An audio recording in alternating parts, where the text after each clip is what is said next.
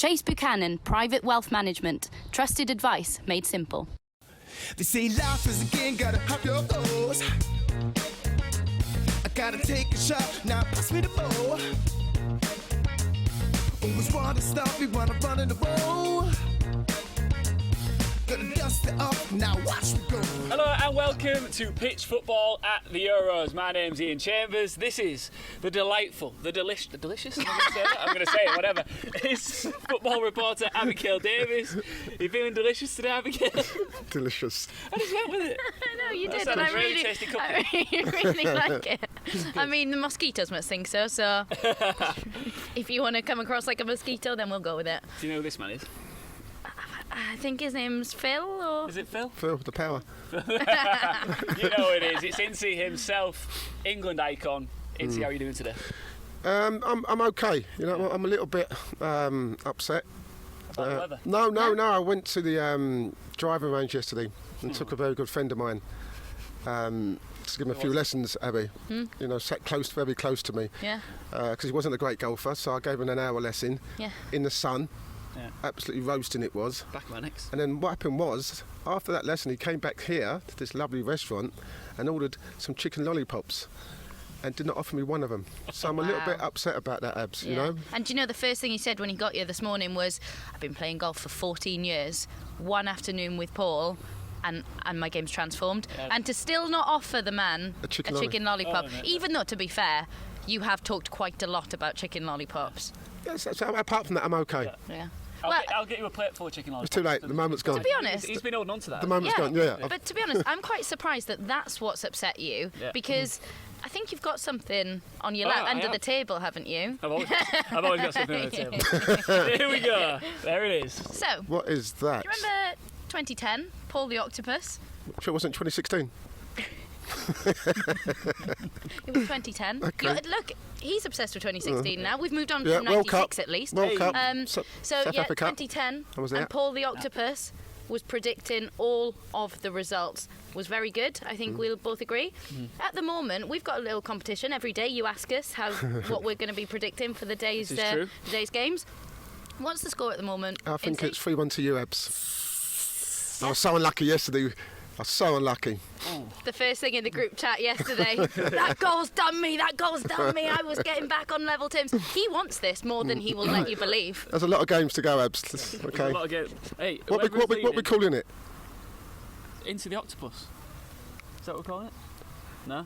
You're I'm not feeling that. No. Alright, well, that's the working Well, send us your name suggestions. Yeah. Good idea. Because I Pitch think footy everyone will want in on that, won't they? Yeah, So, I bet they will. Yeah. Ince, look, there's so much. I'm so sorry. I'm going to get you some chicken lollipops. There's so much football to get stuck into, but first, it is of course time for your fact of the day. Well, listen, I'm going to make it short today, All right. okay? Because the weather's not great and I don't want to elaborate. So my Already fact of the day is, to every one human, there's a million ants. I can't believe that. Wow. I can't believe that. Wow. Yeah, it's a fact. It's a fact of the day. Ants rule the world, don't they? Yeah, I know. They rule the world. I think it's between 10,000 and 100,000 quadrillion ants. Wow. Where do you pluck these from? Quadrillion. You say quadrillion. Quadrillion. Brilliant, brilliant. I love the way she says that. So there's a certain game that everybody's thinking about today and everyone's looking forward to. We are going to talk about that, but first let's talk about Sweden versus Slovakia. Both teams, Ince, high on confidence. Yeah, they should be. Obviously, Sweden getting a point from the Spanish. Listen, we spoke about the Spanish previously, and they've not been very good. So for Sweden to get a point against them was a great building block. Yep. And Slovakia had a fantastic result. So they'll be going to the game very confident. Slovakia, it's an opportunity here to get into the last 16 as well. Absolutely. I think, the way the Spanish are playing as well, I think everyone will fancy it. Like Paul said, Sweden managed to get a point from them, and I think they're not the side that we've seen in previous years. They've not got that cutting edge that we've seen from them previously, and their build-up plays slow. It's quite lethargic, and they can't change the pace like they used to. So I think there are gaps in that Spanish game that I don't think anyone needs to fear them as much as they have done in previous years. Well, let's not mess about then. It seems we've got Into the Octopus on the table. Sticking with Ince. We'll go with it. I'll put a full stop on it. Let's get some predictions for that one. What do you reckon? Who's documenting this? I'm going 1-1. Oh, yeah? Yeah, 1-1. Wow, I've got to be careful. I'm 3-1 down at the moment, so I need to kind of... Come on, bring it back. I've got to fancy Sweden to win 2-1. You reckon? Yeah, I do. I think they beat them 2-1 today. Interesting. We'll find out. Croatia, Czech Republic. Oh, That's a big one. I think That's this is a good Oh, match. it is, isn't That's it? a big Because one. Croatia did not get off to the start that they wanted to, of course, thanks to England. Czech Republic flying after their first game against Scotland. It's going to be a battle, I think. it's going to be a battle. It's going to be a good game. It's one of the games I'm really looking forward to because it's a game that Croatia have to win. Yeah. You know, nothing less than a win won't see them through, with Scotland being the final game. So, yeah, listen, I mean, I was disappointed with Croatia against England. I really, really was. I mean, we kind of built the game up on the basis of 2018 in the World Cup semi-final, and they never really showed up. You know, they looked good in parts, but never really from an attacking point of view. Never looked like we're going to cause England any problems. So I'm sure the manager will look at that, you know, because they need to score goals if they're going to get any points. So it'd be tough. The Czechs are playing really well at the moment. I think one of the big problems as well for Croatia is that against England, they kind of had to play on the counter. They haven't got the pace to do that. So they were shut down whenever they were trying to get forward. It was shut down quite easily. But Croatia have only won 4 of their last 14 as well. So, you know, they're not an informed team. And I think they're there for the taking. I fancy the Czechs for this one. I think you know they're quite strong. I really fancy them to get the job done. It's interesting, really, isn't it? Because if Croatia get beat by Czech after the first game that we saw, would you consider that an upset at this stage? Or not? Yeah, too right you would. Of course you would. You know, you talking about World Cup semi-finalists in 2018. You know, a finalist, I should say. So the expectation from Croatia was at least to get at the group stages. And looking at the group, they would have thought it was England, and Croatia would get out of it. Yeah. If they get beat by the Czechs, they're gone. Simply just that. The thing I liked about the Czechs in that first game as well, they never looked rushed, they never looked hurried, whereas Scotland, I think, at times looked a bit desperate. You don't see that from the Czechs. They were controlled and measured, and I think that sort of performance again today, and I can see them winning 2-0. But to be fair, I mean, if you look at that game, though, you know, Scotland had a lot of chances. Yeah. You know what I mean? They did at both ends. I mean, Marshall made a few good Yeah. saves, but Scotland had some good chances. So Croatia will feel they can get something from a defensive point of view. All right, then. Are we up for some more predictions? What do you reckon? I'm going 2-0. Why is she always going first? Well, no, I'm going to Ince first. Okay. Thank you. Lucky Ebbs. Ince, what do you reckon? Yes, 2-0. I knew it! You're going Croatia, right? Yeah, okay. 2-0 Croatia, you're going. 2-0 Czechs. Oh, wow. There's a certain man who needs to step up for Croatia, right? Do you agree? Yes. What's his name? Modric. Do you agree? Yeah, I do. I wasn't convinced you were getting that name out there. I was like, where's he going with this? He did it. Right, listen, there's another game we need to preview, and we're going to do it together in the second quarter of the show. You know what Who's game that? I'm talking. Come on now. Wales-Italy on Sunday. Oh, okay. We're going to reflect on your Wales result as well. If you haven't already, make sure you download the Pitch Football app. Right now, though, it's time to preview England versus Scotland. James Helder has been with Brian Dean as part of our Euro. Hello guys, and welcome to the first episode of the Euro Bureau here on Sky Sporty Stuff. I'm quite fortunate enough to be joined by my esteemed guests and colleagues from the world of football. Firstly, man that needs very little introduction, former West Ham Leicester man, Brian Dean. How are you, sir? I'm good, thanks. I'm good. That's the first time I've been introduced as a West Ham player first. Yeah. How would you introduce yourself? As what team? I don't know, really. A lot of people talk about Sheffield United, Leeds, you know, because I'm a northern boy as well. So, yeah. But, yeah, no, I did enjoy my stint down at West Ham. Brilliant fans, funny, as long as you stay on the right side of them. Indeed. Secondly, Sheffield United women's star Maddie Cusack. Firstly, fantastic to meet you. How are you? Yeah, good, thank you. How are you? I'm very well. Excited to be involved today? Yeah, really excited. Looking forward to it. Love that. To my left, I've got none other than former Sheffield Wednesday star Lee Bullen. The hopes of Scotland ride on your opinion today, Squire. How are you? Really looking forward to talking about Scotland's defeat. But also looking harsh. forward to Scotland's victory on Friday night, so we'll have a good chat about it. What did you make of the squad selection? There's been a lot of debate on the players included. Everybody was speculating who would start. How did you rate Gareth Southgate's initial selection? Well, I think a lot of people were shocked and a lot of people were calling for Grealish to start, obviously, and everyone was saying a lot about Trippier playing. But to be honest, I think they both justified the selections, and I think there's something to be said for kind of earning your stripes. Sterling, for instance, he's played a lot of England games, scored a lot of goals. Is a reliable player to play. and I think he showed that in terms of getting the winning goal. And yeah, I think the selection has proved to be obviously a successful one. If I could bring you in, Squire, how did you assess England's first opening game? I thought it was spot on. I mean, like you know, we've alluded to already, people would have questioned why Gareth played Kieran Trippier as a left back and why Sterling. I mean, you know, to the naked eye, everybody just wants to see who they think should be playing. But I think if you look at Trippier, for example, perhaps Gareth was looking at the impact of having a left footer with the gaps in between himself and between the left back and the centre half, whereas if you think about Trippier, his natural movement is inside, so that straight away closes that gap up. People talk a lot about Harry Kane, how he likes to come to feet now, and you need that pacing behind, otherwise the pitch just gets smaller and smaller. So I think he's done his homework. You know, but you as the England manager, you're there to be criticised, but he's justified fully for me the thinking of a modern manager. It's nice to pop back to England for a few minutes there. James Helder and the Euro Bureau. There's lots more from that conversation you just saw right there on our YouTube channel, Pitch Football. Go and check it out and make sure you download the app as well. The Pitch Football app, that's where you're going to get exclusive access to interviews just like that. Yeah, it's nice, isn't it? I'm excited to talk about the England game now. Oh, so am I. You know, it's been kind of Wales for the last couple of days, and it's kind of doing my Sweden. So, you know, it'd be nice to talk about the biggest game of the tournament so far. Absolutely, it is massive, and we're going to be getting to it very soon. But before we do, so excited. Did he just change his prediction for an earlier game? Do you know what? He's feeling it now. He's 3-1 down, and he's really struggling. His competitive side's really coming out. We'll talk more after the break. I gotta take a shot, now pass me the ball. Chase Buchanan Private Wealth Management. Trusted advice made simple. Chase Buchanan Private Wealth Management. Trusted advice made simple. They say life is a game, gotta have your goals. I gotta take a shot. Welcome back to Pitch Football at the Euros with me, Iain, Abby and Ince. Now we've previewed two of the fixtures so far. It's time to get stuck into the big one in what is, of course, a repeat of an iconic fixture 25 years ago. Wow. Euro 96 at Wembley, England versus Scotland.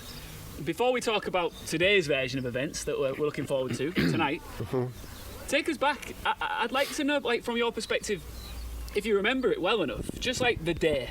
Do you remember the day itself, like waking up, the feelings that you had, the conversations that you were having with your teammates and getting geared up for it? It's 25 years ago, Shavers, you know what I mean? But, what do you have for breakfast? well, to be fair, I'm quite easy with breakfast. I get up in the morning, excuse me, a bit of tea and toast, Yep. and straight back to bed. You know what I mean? So I normally go to bed for another hour. Do you? Yeah, so you eat and then go back to bed? Yeah, you can go back to bed. Oh, right. I don't sleep. I just lie in bed and I kind of think about the game, think about the opposition, Yeah. who I'm up against, what type of player he is, that type of stuff. You know what I mean? How I kind of visualise the game going, how I hope the game's going. Because I think you've got to look into going to those games positive. You know, as I said, the Switzerland game wasn't great, the first game that we played. So we knew how important this Scotland game was, you know, for many, many reasons. And then you get down for pre-match, which is probably for me was chicken and beans, a cup of rosé, Yeah. and that's it. Go and get your gear on. How do you have your tea? 1 sugar milk. Yeah. Go and get your gear on, and that's it. That's game time then. That's where you kind of switch from that kind of plodding about in the morning, having your breakfast, talking to your lads, and having a laugh, having a joke, and then as soon as we get on that bus, you can just feel that kind of atmosphere. You know, you can kind of sense the importance of the game just by looking at the player's face. No one's really speaking. Yeah. It's very quiet. People are looking out the windows, you know what I mean, looking at all the crowds and the fans and the cars and flags and all that. So, and you get that kind of little chill. This is I'm it. getting it now. I don't know about you. No, just No, that again, chill. Welsh. That you know, that this is it. This is the moment. Yeah. You know, and you know, just going up that Wembley way. You know, which I don't do as much now. It's just an amazing feeling. You know, really is. And yeah, it's always better when you know you're starting. You know, when you have the meeting and the manager goes, right, this is the team, and you think. And that's not an easy team to get into and to start in. No, it's not. No, it's for me, but it's not for other people. You know what I mean? Have you ever timed your food wrong or got it wrong and you've gone, oh, do you know what, we're playing in 2 hours, I'm bloated, I'm not feeling so good? No, not at all. Have you not? No, because you're down for a set time. You know what I mean? And if you're late. Or like had the wrong food. Doesn't No, agree with you. I and go, always "Oh had my chicken and gosh." beans. Always done Chicken chicken and and beans every beans. That was me. You know, I didn't go away from that. But then once you get into that change room, or once the manager says this is the team, and you think, Wow. I'm in. Yeah. Here we go. You know, and then you can see the disappointment on the people around who are not in. And then you walk out, national anthem. That's the most important thing for me, the national anthem. You stand there, you can just hear the whole crowd singing, all the English fans. It's just an amazing feeling, and you think, please God, just let me play well. Yeah. Please God, let me play. You do. Please God, let me play well. And we went on to win the game. I watched the highlights again this morning, and it's so surreal because obviously a lot's changed since then, just in the world in general, especially over the last year. And to see that crowd just packed, England fans making questionable fashion decisions, and you know, it's just an amazing time in history. But when you look back at it, do you watch it back as if you were there, or is there a level of detachment when you see it? Yeah, I think you've got to detach yourself from it. Yeah. You know, I mean, I think when you see, like, 'cause they keep showing the Gaza goal. Of course. And which is an iconic goal, and then you just look at all the crowd behind, especially so much now when you look at Wembley now and there's only 20,000 fans in there. Yeah. You know, you see what it was like in 25 years ago, and you know, the atmosphere and that. But you have to try and detach yourself away from that. You know, you have to kind of focus on what you're doing, which is hard sometimes. You know, I mean, especially when you sing the national anthem, you look around and there's all the English fans, and you see the Scottish fans, and you see how much it means you see how much it means to them. Yeah. You know, so you feel you've got to perform. Can we just? I do want to talk about the game, and we will get to it. But I just want to touch on that Gaza goal that you just mentioned. There, you know, it is one of the most iconic goals in the history of English football. We all saw it. Unless you were there at Wembley, you've all got your own perspective. If you're in the crowd, if you're on the pitch, we all see it on the cameras, and you can watch it as many times as you want. It's from the same angle. You saw it from a very unique perspective. You're on his team. You're on the pitch. Can you talk us through the moments leading up to goal, and then when he banged it in? Well, it was funny because they were on the attack, and then obviously we broke. The ball went down the left-hand side, and I was running central because I was just kind of building up protecting up the play. Yeah. So as it's gone over and it's gone into Gaza, and I've seen Colin Hendry come to him, and I could see it because I know Gaza how great he was, and how, you know, and I knew what Gaza was going to do. Did you? Yeah, I couldn't have done it, but I knew but because it was Gaza, I could see it was coming. Yeah, because the ball just felt at a height where the only thing it could do was clip it over Colin Hendry's head. So once it come over his head, I'm thinking, go on in, son, go on. And the thing is, it dropped really low. Yeah. Some people kind of snatch at the volleys, you know, when they get their leg too high and it goes over the bar. But he actually watched it come down on his foot. And it wasn't a clean hit, you know. It was kind of like a half clean hit. And sometimes they're the ones that go in. Yeah. And when you just see it going in the bottom man corner, past Andy Gorham, you thought, that's it, we've turned him over. And I never knew they was going to do a celebration. No one mentioned it. You know, no one said it. Obviously, Teddy Sheringham and Gaza said, listen, if I score, we're going to do the dentist chair. So when they did that, I was laughing to myself. I was went up to Gaza, I was laughing. You know, but it's just a relief because obviously, as I said before, we'd taken so much stick from the press. Yeah. And we knew if we'd have lost this game, it had been even worse. So just a relief that 2-0, game over, great game. Thanks so much for taking me down memory lane. You're welcome. Is there anyone in this England squad that you think could have that moment of brilliance, or could have that technique or ability to do something like that? Well, I think, listen, you're looking at a Jack Grealish, aren't you? You know, maybe Phil Foden.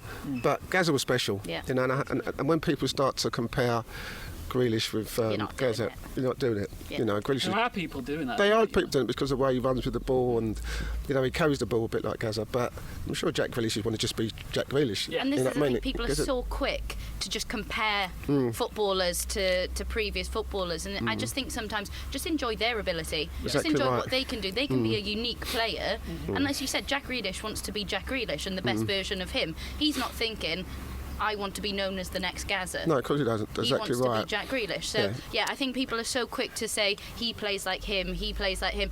Just explain what his attributes are. Yeah, and then to be fair, I mean, we're talking like 25 years on now. Yeah. And I've not seen anyone as good as Gaza was. The game's changed as well. That's how special he was, exactly right, yeah. Right, let's come 25 years forward then. 2021. I'd say that passion between these two sides is as high as ever, especially amongst the fans. Scots are looking to cause an upset here. Rightly so, they have to. If they're going to advance to the next stage. Yep. they've got no choice but to cause an upset. England can't underestimate them. England won't, because Gareth was involved in that Euro 96 2-0. He knows, that the Scottish team are going to be extra running. They're going to be more want to try and stop England from winning the game. There's so much on it for the Scottish team. Really, really is. But listen, with the team we've got out, or the team that I'm going to tell you, should we do it? I think we'll beat them. Should we do it? Should we do it? Yeah, let's do it. Ince's 11. Let's go. Yeah. Not going to change much. Good. Because I think Southie will know from the playing with Terry Venables that we didn't change the team a lot unless we had to. Just before you jump in, you'll know this, but in case people watching don't, Maguire has said that he's fit. He's ready to play. Okay. Yeah. I knew that. Of course you know that, yeah. I do my research. Of course you do. What are you telling me that for? I was telling the viewer. Oh, okay. But you looked at me when you said it. I was going to say you were telling Paul, but you just styled it out, didn't you? Maguire's Paul knew that. Yeah, I did know that. That's why, and that was probably going to be the only change I was going to put. Okay. Because I think. Spoiler alert. No, I was, because I just think Pickford. I mean, the team speaks for itself. They had a very good win against Croatia. It's very hard to change a winning team. And we never really did that under Terry Venables in Euro 96. You've got to have consistency in the team, players you're playing with. So, it's going to be Pickford for me, Walker, Stones, Maguire if he's fit. This is a great game for Maguire to come back into. It really is. As I said, there's going to be a lot of pressure. There's going to be balls into the box. He loves all that type of stuff. No discredit to Mings, because I thought he did a great job. Acquitted himself very, very well. Yeah. But, Maguire comes in and plays some Mings, and obviously with Trippier on that left-hand side. Calvin Phillips, Declan Rice, Mount, Sterling, Kane and Foden. Would there be a temptation to bring Grealish in just because if Kane does drop deep like that again, I don't think he should. No. I don't think he can do that. But if he is to, I think Grealish is the player who's making that run ahead of him. If you look at Grealish all over this season, a lot of his runs have never been central. They've always been coming from the left side, coming in on the right side, because he likes to float. So, I can't. I mean, look. I can't see anyone doing that, running in behind Kane. I don't see it. The only one who would do it was Sterling. Yeah. Sterling's the only one who can run off the ball. Yeah. Foden wants it to feet. But Grealish won't start. I think the way it's going, unless we have injuries, he's going to be an impact player. Yeah. If England go down, that's a good place to be. It's a good place to be, because there's going to be a lot of space. There's a lot of gaps. You're going to get plenty of the ball. But I think that's what Harry's role is going to be. I hope things can change. Absolutely. Things can change, but for me, he's an impact player, but a very good one. Would Henderson be coming in if fit? Or would you not just do it? Because Rice and Mount they play so well together. Would you be playing Henderson? I think it's always hard as a manager, because before the tournament started, Southie was probably thinking, right, Maguire, Henderson in there alongside Declan Rice, and all of a sudden that's gone pear-shaped. Yeah. So that was his first probably 11 basically. Yeah. But Calvin Phillips did so well the other day. You've got to think, well, if Henderson is fit, he was my main one, but Calvin Phillips has shown that he can acquit himself. He's earned his spot, and that's the words, earned his spot. Yeah. But sometimes you've got to think about who we're playing. Yeah. Players got to understand I'm playing you for this reason, and I'm not playing you for this reason. But if Henderson's fit, and he will be fit soon, it'll be interesting to see what he does. Abs, you've got 30 seconds. Is there any chance that this could be a banana skin for England? I don't see it being. No, I think Tierney will make a big difference. His return, I think you have to play Che Adams up top, but I'm going 2-1 England. I wasn't even ready to do No, I know he wasn't. That's because she's winning at the moment. She just wants to get it out there all the time. She just wants to get it out there. The confidence. I'm just going bang. Well, I'll tell you what, we'll get Paul's prediction in just a moment. I'll tell you what, during the break, get yourself downloading the Pitch Football app. We'll see you then. Chase Buchanan Private Wealth Management. Trusted advice made simple. Chase Buchanan Private Wealth Management. Trusted advice made simple. You see, life is again, gotta have your goals. I gotta take a shot now. Welcome back to Pitch Football at the Euros with me, Iain, Abigail, Davies, and the one and only Ince. Before we move on from England-Scotland, Abby, I'm going to come to you for this. If you're the Scottish manager, what do you want to do differently this time round? You've got to tear up the team sheet from before, right? Yeah, I think I mentioned it. Che Adams has to start. Yeah. When he came on in the second half, he offers them that outlet, and the supply will be there, especially if Tierney's in the squad, in the side. You've got down the left-hand side. That's, from an England point of view, that's what you're going to need to stop, because with him and Robertson, they're going to be so strong. Yeah. Getting that supply in for Che Adams. Gilmour, I think, should be in and around that side. I think he's a very good player. But yeah, I think that's the main thing. And I think also they've got to play their own game. They can't come into this going, we need a goal in the first 10 minutes, or we need a goal. They need to be controlled, they need to be measured, they need to play their own game, and not let the occasion get to them. I don't think they have got players in there that will do. But yeah, it's going to be a big occasion. There were only, as I mentioned, 12 fouls in their opening match. I think it's going to be a completely different game. Absolutely. And I think they will rise to the occasion. So, Cristiano Ronaldo. R7, please. R7. You can't roll that. R7. Loves a glass of water, this lad. Yeah. He showed up early doors in this tournament. Bale, who we're going to get to, made a big impact despite missing a penalty. We're at the stage now where if you're gonna be a big time player, you got to show up. Is Harry going to do it in this game? I hope so. I really, really do. Sit on the fence. No, I don't, because just on previous experiences that I've watched him played in the World Cups, you know, as much as he scores goals, and people say, well, that's all we need him to do is score goals. You want him to actually kind of participate in the game. And I think against Croatia, you know, he'd be disappointed with the way he played. Himself, he's he's probably his own worst critic at the moment. You know, and him himself would say, I wasn't at my best. But these games are ones that lift you, as Abby said. These are ones you're kind of looking forward to. Getting the first game out of the way, because we know he's going to play. There's no doubt. You know what I mean? He's going to start. You know what I mean? But he has to improve on his performance, and I'm sure he will. If this is just complete theory and speculation. Let's say England make it to the final. Oh God! Let's say when they make it to the final. Let's say when England make it to the final, right? Harry Kane hasn't scored all the way through the tournament. He's still starting. Yeah, you do. You do, don't you? You do, because when you think about the people, you know, behind him, Calvert-Lewin and people like that, you know, they're still not as good as Harry Kane. That's it. You know, and this was the problem in 2018. This is one of the reasons why Vardy retired. Because 2018, when Harry Kane wasn't playing well, Vardy never got a look in. You know, and that's why, probably one of the reasons why he retired. So Harry Kane's never been pushed in that role. And sometimes when you're not being pushed in a role and you know you're guaranteed, you know, to play every week, you kind of get a bit complacent sometimes. Not to say it is, but players can do. And I think the best thing that happened to Harry Kane was getting taken off against Croatia. Because it shows that we can change it, we can switch it up.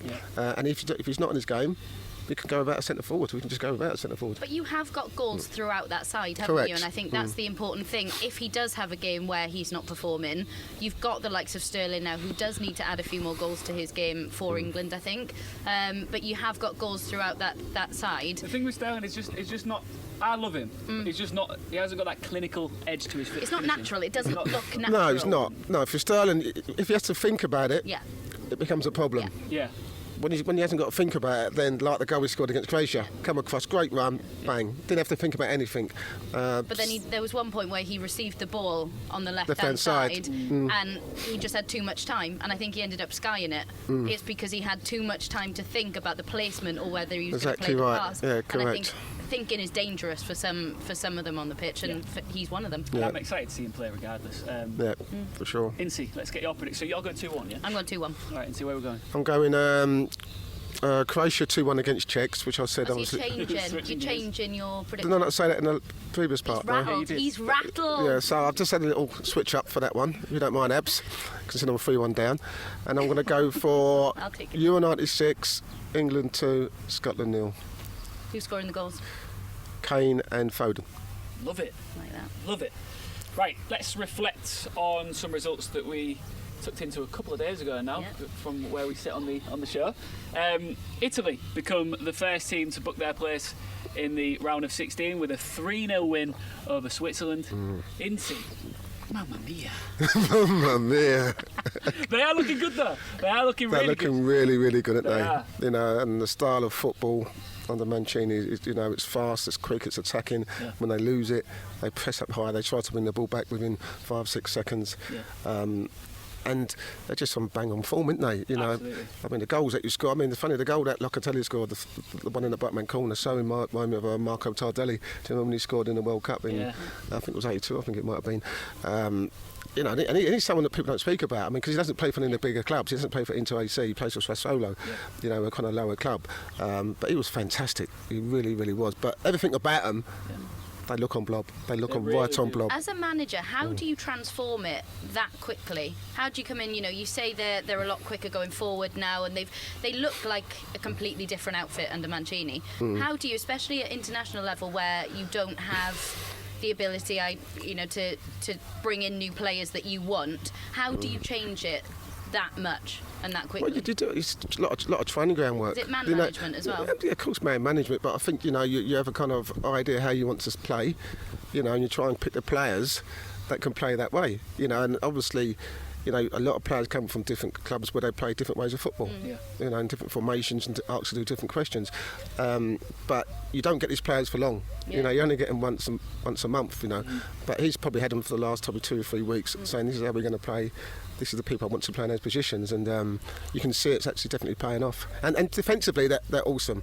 They really are. I mean, another clean sheet. Yeah, Well, listen, 10 clean sheets. 10 clean sheets, now, exactly. right? Yeah. However, in all fairness, I can't list all the teams that they've beaten recently. Well, they've not faced Kiefer Moore. That's basically what you're trying to say. What I can say is they haven't been truly tested by any of the big dogs yet, and I think that's when we're really going to find out what this team's made of. But all signs at the minute are good. Oh, they certainly are. I mean, I know we're going to get onto it, but if Bale and Ramsey play like they did in the last game against Turkey, I can see, and I think that's the sort of test that I'm looking forward to seeing, because I think that they can get in behind that. It's more of a test for the Welsh side. Of course it is. Yeah, of course it is. And it's real proving ground for you, isn't it? Yeah. I mean, we do have, I don't want to harp on about it, but we do have the best percentage in this competition's history. We've won 63% of our games in this tournament. Yeah, but you haven't been in it all the time, have you? That's why. It's easy to say that, isn't it? You've not been in tournament all the time, so no one can say that. You know what I mean? It's like... Yeah, well, it does, really. Let us have a stat. I'm just saying, you know what I mean? But what we'll say is that, they'll probably think about... I mean, Keeper will be thinking, wow, Chiellini's injured. Yeah, exactly. He was awesome. Absolutely. You think someone who should have scored a goal that was just allowed for, and then 2 minutes later comes off with a hamstring. Absolutely. So, Bonucci and Acerbi, he fancies his chances against them. Absolutely. Right, I do want to really get stuck into Wales discussion. We're going to dissect that game momentarily, but Miranchuk, I think that's how you say it. I'm going to try again. Miranchuk gets Russia back up and running with a 1-0 win over Finland. What does that mean for Russia, do you think? It means they're back at the party, aren't they? Yeah, they're back in there. I think if they hadn't got 3 points, then they'd have been them done and dusted. But yeah, listen, they're back in the tournament. It's one of those, because if you don't do well in the first game, you've got to win your second game, and they've done that. And it's anybody's now. The pressure was on them. Yeah, of course it was, yeah. And it was a good game. It was a really good game. They played attacking football. So did Finland. Let's not count them out. But it's all to play for. It is. They're both on 3 points. Let's see what happens. Let's see what the Russians can do. All right, let's talk about it. 30,000? I think it was 30,000 Turkish fans cheering against you. Yeah. But Wales, you pull it out the bag. Goals from Ramsey and Roberts, 2-0. We were sat watching it together. You were buzzing. Do you know what? Doesn't matter how many fans are against you. When you've got the Kreinant Cafu, as he's now being called. What's he called? The Kreinant Cafu. The Kreinant. From Kreinant, you see. The Kreinant Cafu. Yeah. Okay, I like it. I think everyone was talking after the first game about Bale and Ramsey and how they need to be more influential in games, and when they are, it just goes to show when they're more influential, everyone around them is as well. And I'll hold my hands up. I thought Ethan Ampadu should have come into that starting 11, but you're wrong. Joe Morrell, what a performance! That was probably the performance of his career. Yesterday, the day before yesterday, and caught myself out. He played the game of his career, and it's amazing to think that he's not playing regularly at club level, and he can still come to a major tournament and perform like that. And I think, you've got to applaud the system that we've got, the pathway system we've got at Wales, to get players coming through the ranks. They all know each other because they're playing through the age grades with each other, and I think that's something that's been huge since Gary Speed was there, and then Chris Coleman. So yeah, that's a huge part of our success, because we don't, as we've said before, we don't have that talent pool. So to be able to have that system, players coming through the ranks, it's massive. Well, to be fair, sorry James, to be fair, when you think about, you don't have those kind of luxury of having all these options, and does that help the Welsh in a way? Because what you've got now, and I said before, the Switzerland game, Page would have thought we did okay, you know what I mean? So he kept the same side. Does that help you not having all these kind of choices and stars in your squad? To a degree, because as I said, they've played with each other through the age grid, so they know each other very well. And I think John Morrell came out after the game and said it's really nice that you can look across the pitch if you're blowing a bit with 10 minutes left. You can look across and you just think, I want to do this because I've got that relationship with my teammates. And I think that is something you probably do get. And I know we focus on together stronger is the motto, but we do probably have that togetherness because that squad is a core squad that's going to stay together. We've not got players coming in and out of the squad, on a tournament by tournament basis. They'll be together for a long time.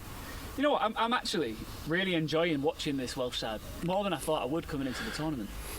And I can't wait. Yeah. I will say, I thought last night's game, even from a neutral perspective, and you did say it, you might not say it on camera, but you said that was one of the best games of the tournament from a neutral. I didn't even say that. No, I didn't say that. To be fair, no, you're probably right. I've liked watching the Welsh play. I do. And I think the atmosphere helps. It does. Really, as one of the fans in the stadium.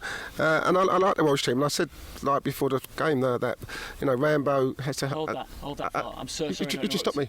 My flow. Mid-Welsh flow as well. We're back after the break. Don't go anywhere. They say life is a game, gotta have your goals. Chase Buchanan, Private Wealth Management. Trusted advice made simple. Chase Buchanan, Private Wealth Management. Trusted advice made simple. They say life is a game, gotta have your goals. I gotta take a shot now. Welcome back to Pitch Football at the Euros with me, Iain Chambers, Abigail Davies and Ince.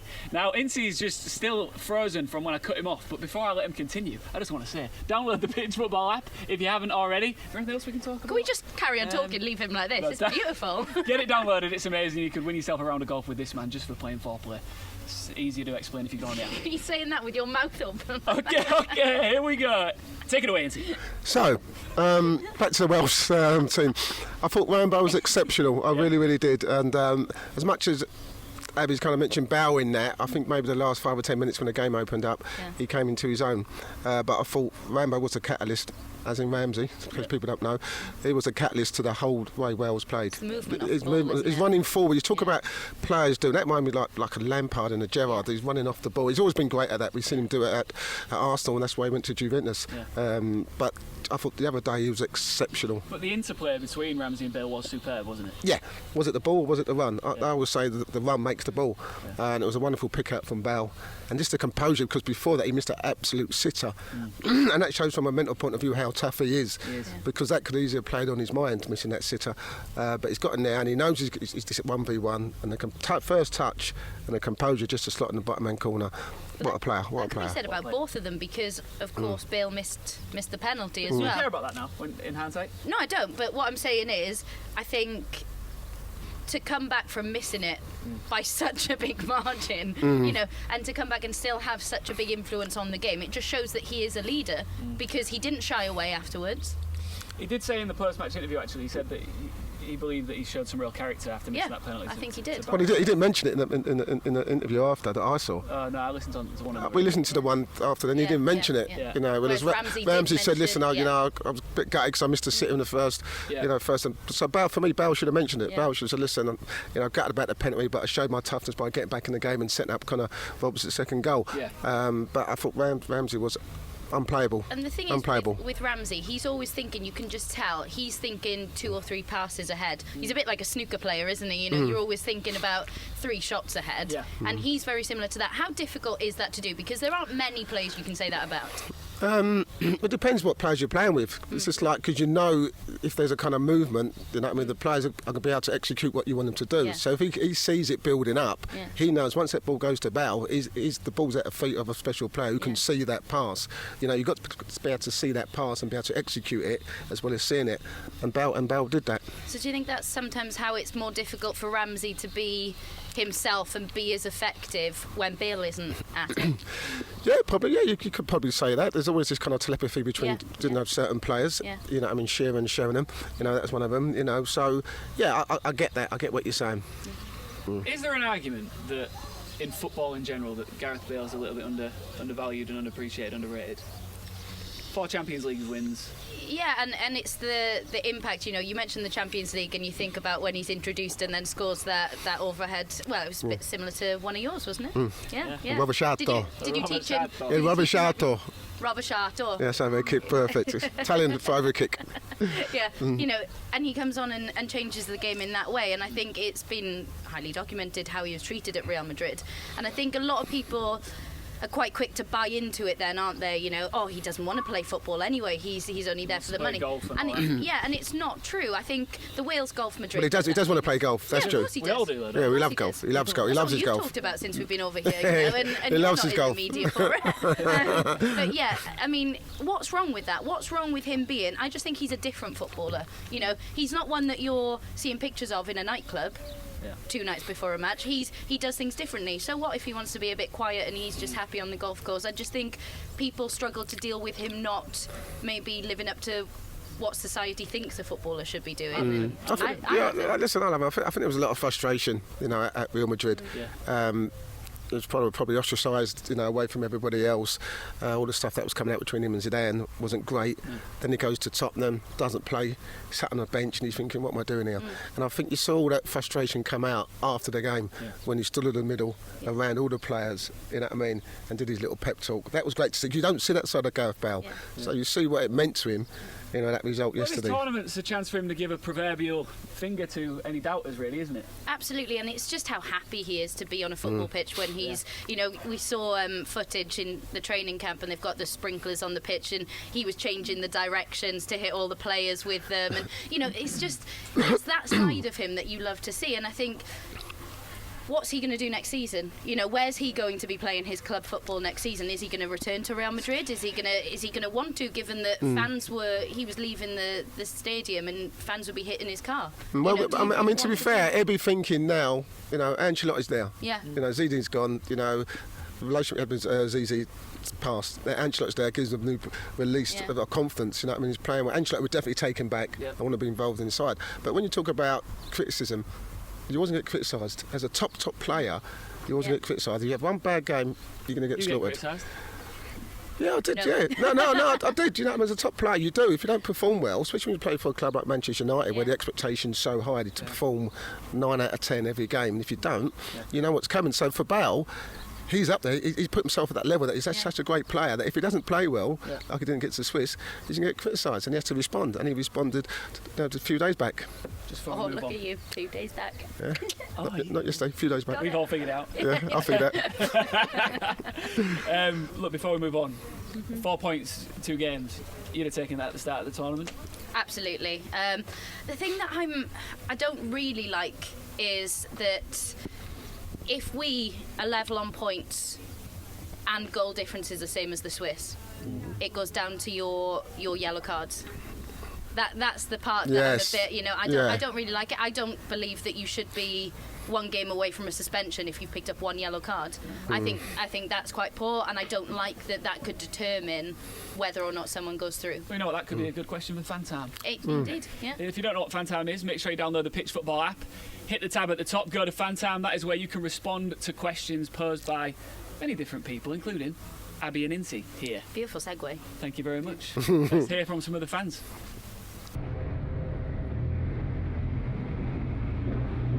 Abigail Davies here. I've got another question for you. If you could have any player, past or present, in your national side, who would it be and why? I think if you look at England's main, not weaknesses, like lack of depth, it'd definitely be at centre-half, so I'd bring in Rio Ferdinand. If not, I would probably bring in a good English goalkeeper, but has one ever existed? Without a doubt, it's got to be Captain Marvel, Brian Robson. End of discussion. If I could have any player in the England team, it'd have to be Eric Cantona. A, amazing player, but B, just post-match, pre-match press conferences, worth it just for that. For me, love him. Well, yeah, I have. I was thinking about this, and I just thought, well, I'd like to ask the English fans, who do you think is the greatest English player ever to play for England? And you can't say me. I'm out of it. All right, I'm out of it.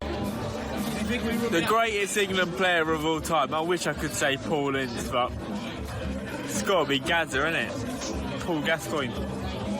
Hey, Paul, very tricky question that, but for me, I've got to go for whose shirt everyone had when I was young growing up and whose haircut everyone copied. And for that free kick against Greece, it's got to be David Beckham, number 7. My English goat. Get in.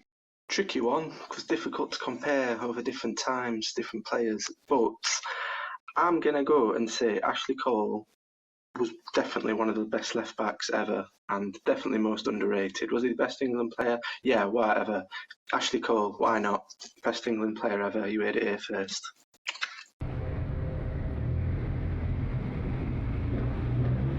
Some interesting responses. I have promised on this show, if you get on the Fan Time part of our Pitch Football app, you will feature on this very show. Live and in living colour, it just happened. Some controversial choices there. Someone said Ashley Cole. So one of the questions, who's the greatest England player of all time? Yeah, Ashley Cole. I'm not sure about that. Listen, he was a fantastic fullback. What about Becks? You can understand. I can understand it. And it's all about generations' opinions, isn't it? Yeah. But if it was me, you know, if it was me, I'd say Brian Robson. Yeah. I would Captain Marvel. Yeah. What would you say? What, England? Yeah. I Okay, some jingling. What's that jingling noise? Can we not just talk about John Hartson instead, please? Thanks. There we go. I'd say you, Ince, personally. Would you? Yeah. You're too kind. You're too kind. Cantona was a... Cantona... You know that guy, don't you? Who is you he? Know him? Is he the cleaner? I think he's the owner. Yeah, is he? I think his dog's eating a corpse. I think he's just trying to get on TV again, isn't he? He wants to get on TV. He wants to get on the show again. He wants to get back on the show. We'll get him back on. Look, we're trying new features on this show quite regularly. One of them is what's Ince's latest fact. Yeah. And today you said an amazing one about ants. Yes. Another one. Not now, you don't. No, not another fact, another game. Well, no game. We're going to. This game's going to be a feature that we might do regularly, and it's going to be called "What's in Abby's Barnet?" A lot of thought went into that name, didn't it? Yeah, Barnet. Abby's got a unique Barnet, fresh out of the 1960s. Yeah. And that's cool. Apparently she can carry all sorts of things within the top part of it. Yeah. You've not had a night out with me yet. You don't know what's in there the next morning, honestly. It's like a lucky tell you dip. what, if you're going to go to a music festival, you want to go with this one. Yeah. So listen, what's happening? What's in there? What's in the Barnet? Right, so we're going to do, aren't we? You're gonna throw yes and no questions at me. We've only got a minute. No, let's go. No, we're going. Can you drink it? No. Is it makeup? No. Can you grow it? No. Can you eat it? No. Or can you wear it? Can you wear it? Yeah. Is it underpants? No, close. Is it a bra? Very close. I'm going to give you that. Yes. You're about to pull laundry out of your Barnet, so I might have to get this man some cold water. It's a bikini. It's a bikini. Yay! 1-0 to me. How did you get that in your Barnet? Brilliant, Abs. Fit all sorts in there. Is that 1-0 to me? Yeah, it is. Yes, I'm winning. He's winning something. At least he's winning something. Yeah, I'm winning something. 1-0 to he's back again. That is the end of today's show. Pitch Football at the Euros. Thank you so much for watching. If you haven't already, download the Pitch Football app. You can get it wherever you get your apps on whatever phone you're using. We'll be back tomorrow at the exact same time. Bye for now. They say life is a game, gotta have your goals. I gotta take a shot, now pass me the ball. Always wanna stop me when I'm running the road. Chase Buchanan, Private Wealth Management. Trusted advice made simple. You gotta see it.